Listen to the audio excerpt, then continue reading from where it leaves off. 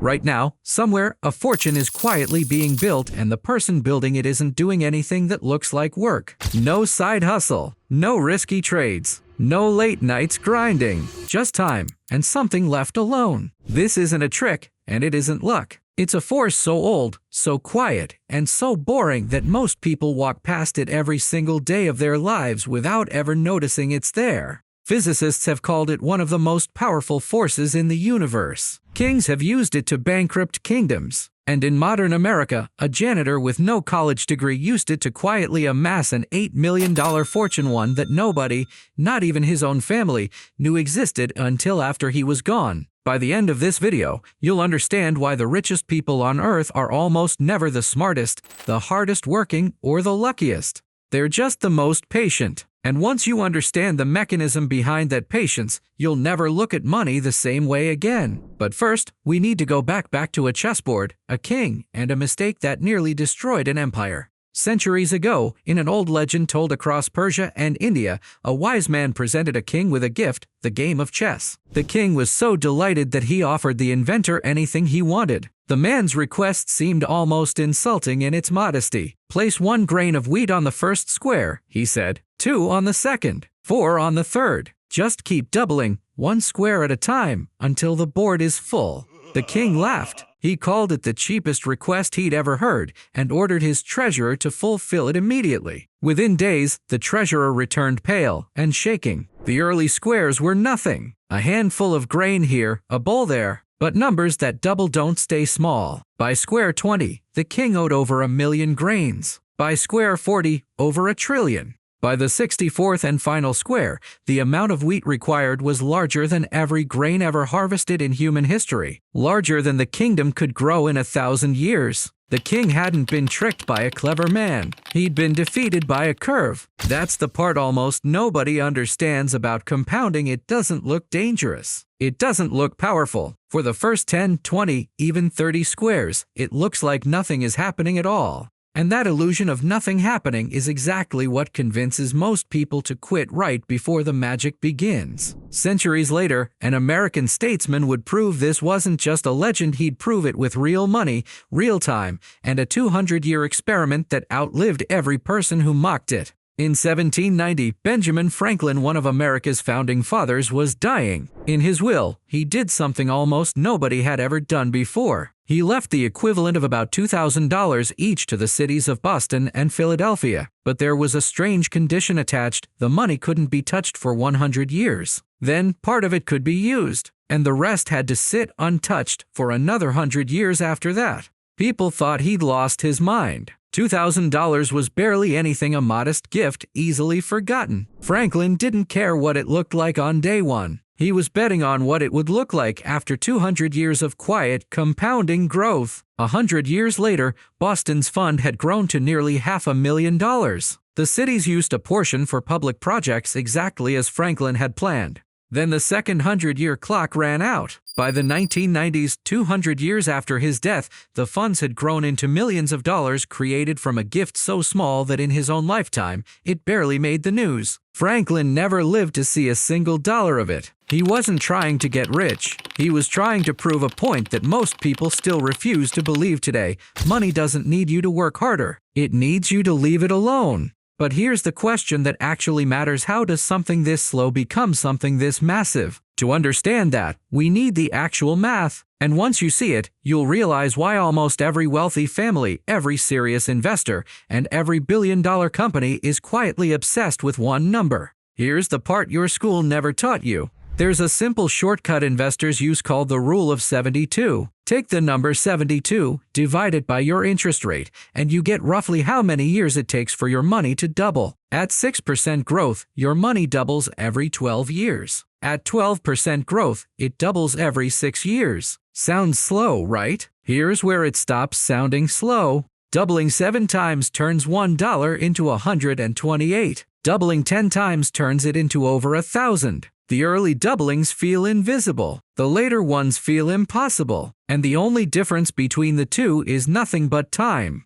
This is the part that breaks people's brains the first time they truly see it. Time isn't just an ingredient in compounding, it's the main ingredient. Not the amount you invest, not even the return rate. Time. Which means the most expensive financial decision most people ever make isn't a bad investment. It's waiting. And nobody proved that truth more quietly or more devastatingly than a man nobody expected to be worth a single mention in the history of American finance. In 2014, in a small town in Vermont, a man named Ronald Read died at the age of 92. For most of his life, Read pumped gas at a filling station. Later, he swept floors and stocked shelves as a janitor at a department store. He drove an old, dented car. He clipped coupons. He wore a safety pin to hold his coat together instead of buying a new one. To everyone who knew him, Ronald Read looked exactly like what he appeared to be, a quiet, frugal man of modest means.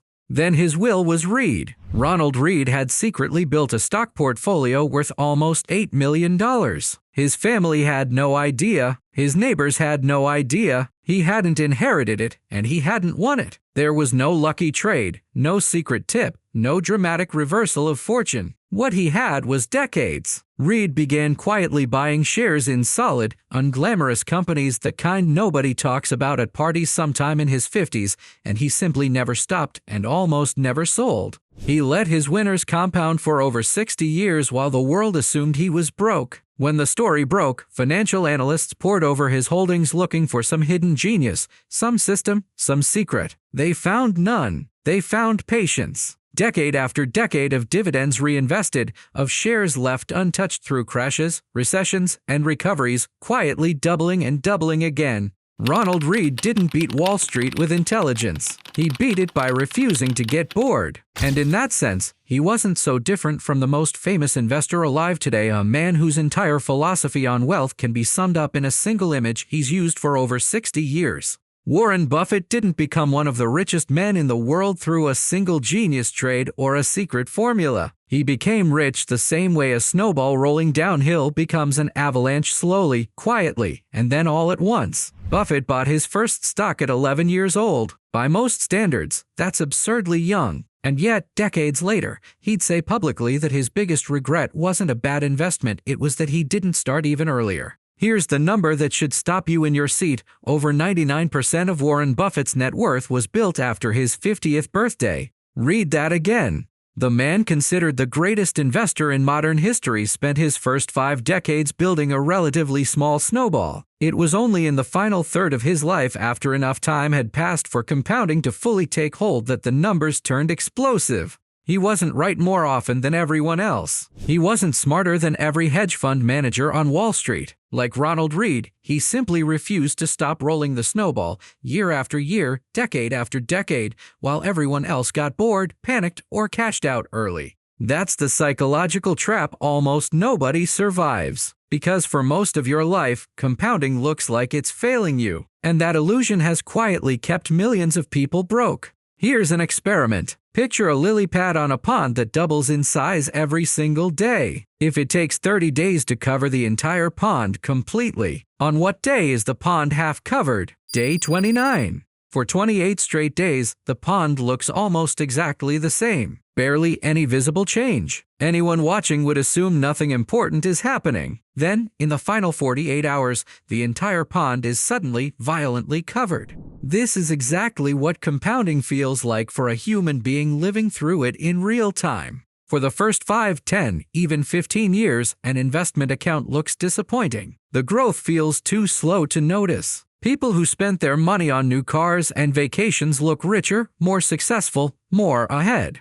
This is the exact moment, the flat, boring, invisible part of the curve where most people give up. They cash out. They stop contributing. They convince themselves compounding is a myth sold by finance influencers. And by quitting on day 25 of a 30-day pond, they never see the explosive growth waiting on day 29. Ronald Read never quit on day 25. Benjamin Franklin's gift never got touched early. Warren Buffett never sold the snowball halfway down the hill, which raises an uncomfortable question. If the math is this simple and the historical proof is this overwhelming, why does almost nobody actually do this? The truth is uncomfortable. Compound interest isn't hard to understand. A teenager can grasp the concept in 5 minutes. The real barrier was never intelligence, and it was never access to money. The real barrier is that humans are wired for immediate reward. Our brains evolved to prioritize the fruit in front of us over the harvest 20 years away. Waiting quietly while doing nothing feels, biologically, like losing.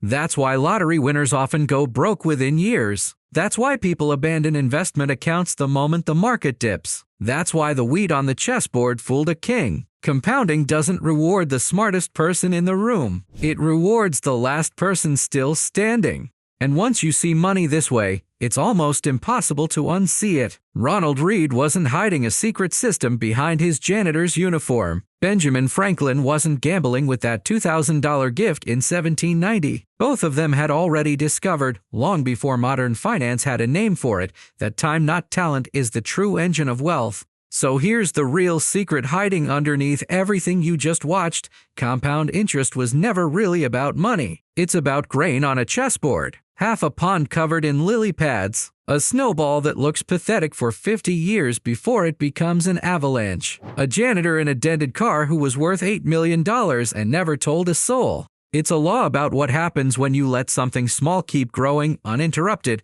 for longer than feels comfortable. The people who build real wealth aren't chasing overnight wins. They've simply made peace with looking, for years, like nothing is happening because they know exactly what's coming on day 29. The question was never, how do I get rich quickly? It's, what am I willing to leave alone long enough to become powerful? Somewhere, right now, someone just started their own chessboard square one single grain, feeling like it's not even worth the effort. Come back and check on that decision in 20 years.